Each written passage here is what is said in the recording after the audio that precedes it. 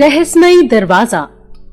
मनीष और उसकी बहन टीना आज बहुत खुश थे क्योंकि उनकी फैमिली आज ही दादाजी के पुराने घर में शिफ्ट हुई है। मनीष और टीना पूरे घर में घूमकर घर को निहार रहे थे। देखा टीना, दादाजी का घर कितना बड़ा है। हाँ, यहाँ कितने सारे कमरे हैं। देखो वो ऊपर वाला कमरा कितना सुंदर है।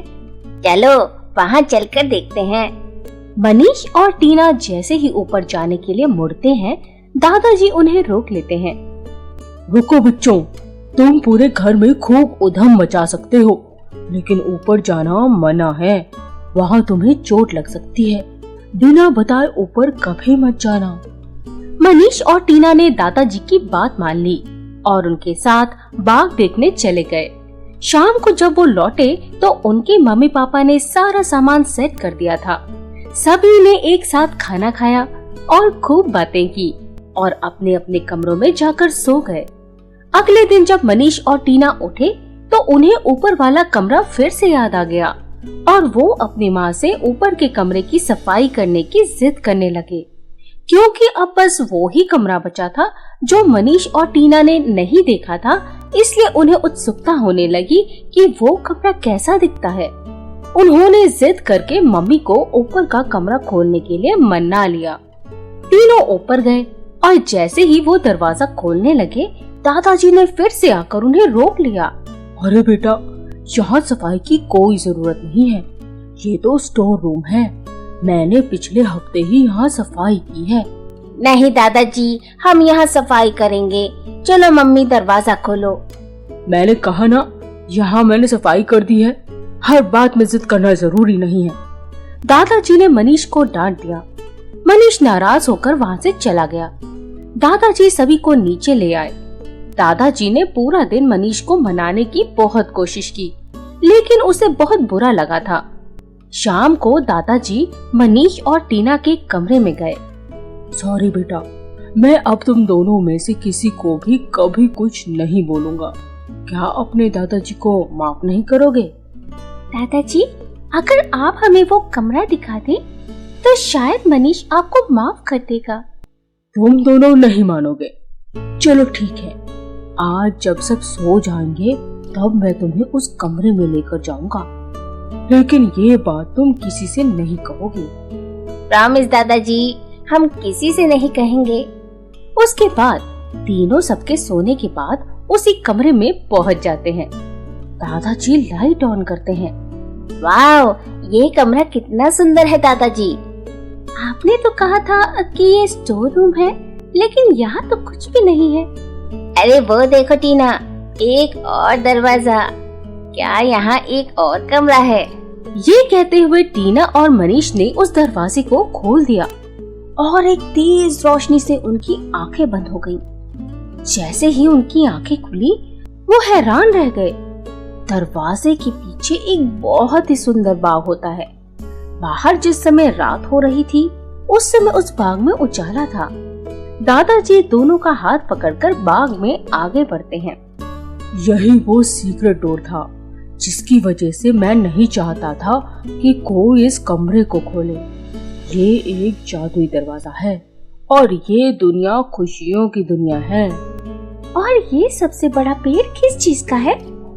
इतना बड़ा पेड़ तो मैंने कभी नहीं देखा और इसके जैसे फल भी मैंने कभी नहीं देखे। ये दुखों की दवा है। इस फल को जो भी खा लेता है उसे कोई दुख नहीं होता। वो इतना खुश हो जाता है कि अपने प्रॉब्लम्स झट से सॉल्व कर लेता है। यानी ये फल जो भी खा लेगा वो खुश रहने लगेगा। हाँ बिल्कुल, लेकिन इन्हें तोड़ना मत। अब चलो वापस चलते हैं। तीनों वहाँ से लौट आए, लेकिन दादाजी के सोने के बाद मनीष और टीना चुपके से उसी दरवाजे के अंदर वापस गए और वहाँ से कई फल तोड़ लाए। अगले दिन अपने मम्मी पापा को वो फल खिला दिए। उसके बाद आस पड़ोस में उन्हें जो भी इंसान दुखी दिखाई देता, उसे वो फल खिला देते। अब उनके आसपास खुशियाँ ही खुशियाँ छा गईं। दादाजी को 2-3 दिन तक सबको इतना खुश देखकर ये रियलाइज हो गया कि मनीष और टीना ने सबको फल खिलाए हैं, मगर उन्होंने कुछ नहीं कहा। इसी तरह खुश रहते हुए 3-4 हफ्ते बीत जाते हैं और टीना और मनीष का रिजल्ट आ जाता है। दोनों ने अपनी अपनी क्लास में टॉप किया है। वो ये खुशखबरी अपने मम्मी पापा को देते हैं, लेकिन उनके टॉप करने की खबर सुनकर मम्मी पापा का कोई खास रिएक्शन नहीं होता। जैसे हमेशा उनके अच्छे नंबर आने पर मम्मी पापा खुश हो जाया करते थे, टीना और मनीष को अजीब लगता है। अगले दिन उनके पड़ोसी के घर एक लड़के का जन्म होता है। वो खूब जश्न मनाते हैं, लेकिन लोगों को उतनी खुशी नहीं होती जितनी होनी चाहिए। लगता है मानो सब फॉर्मेलिटी कर रहे हैं। शाम को खबर मिलती है कि दादाजी की एक जमीन जो लीगल कॉन्फ्लिक्ट्स में फंसी थी, वो अब पूरी तरह दादाजी की हो गई है और अब वो वहाँ कोई भी काम शुरू कर सकते हैं। ये बहुत खुशी की बात थी। मनीष और टीना ये सुनकर काफी खुश होते हैं, लेकिन उनके मम्मी पापा का रिएक्शन अभी भी बहुत नॉर्मल सा था। अब टीना और मनीष दुखी हो गए और दादाजी के पास पहुँचे। दादाजी, आखिर ये हो क्या रहा है? आपने तो कहा था कि फल खाकर सबके दुख दूर हो जाते हैं, लेकिन यहाँ तो उल्टा ही हो रहा है। सब खुश हैं, मगर किसी भी अच्छी खबर को सुनकर कोई पहले की तरह एक्साइटेड नहीं होता। यानी तुमने मुझसे छिपकर सबको फल खिलाए? ये सुनकर मनीष और टीना को एहसास होता है कि तंग आकर उन्होंने दादाजी को ये बात बता दी है। सॉरी दादाजी। बेटा, मुझे मालूम था कि ये फल खाने से सबकी प्रॉब्लम सॉल्व हो जाएंगी और उसके बाद क्या होगा ये भी मुझे पता था, इसलिए मैंने तुम्हें मना किया था।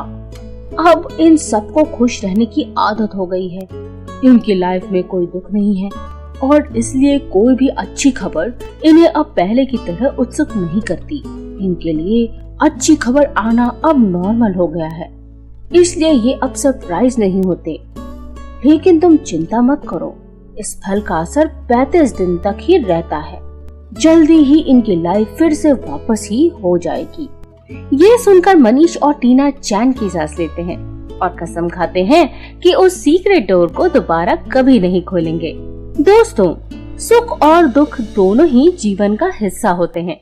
जब जिंदगी में इंसान किसी दुख को महसूस कर पाता है, तभी उसे खुशियों का भी एहसास होता है।